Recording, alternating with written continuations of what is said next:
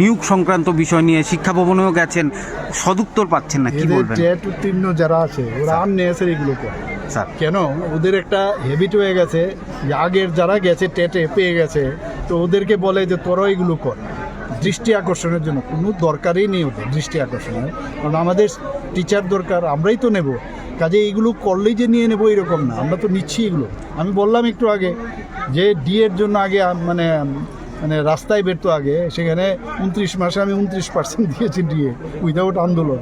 তো টেটের হবে, আমরা তো টেট পরীক্ষাটা নিচ্ছি, তো আমরা তো ইচ্ছে করলে তাহলে টেট বন্ধ করে দিতাম যে টেট আর করবো না। অর্থাৎ আমাদের যে ডিমান্ড আর সাপ্লাই দুটো যাতে সমতা থাকে, নিশ্চয়ই ওদেরকে নিব। আমার সাথে দেখা করলেই হয়ে যাবে এরকম না, সব খবর আমার কাছে আছে। হ্যাঁ, আর ওইভাবে যাওয়া এগুলো তো অনেক সময় অনেক জায়গার থেকে ওদেরকে পোক করা হয় যে যাও এগুলো করো, তাতে আমরাও যাতে একটু মাইলেজ পাই। আমি ওদেরকে বলবো please need not do this things. মাথায় আছে, সব হবে, সময়ে সব কিছু। ধন্যবাদ।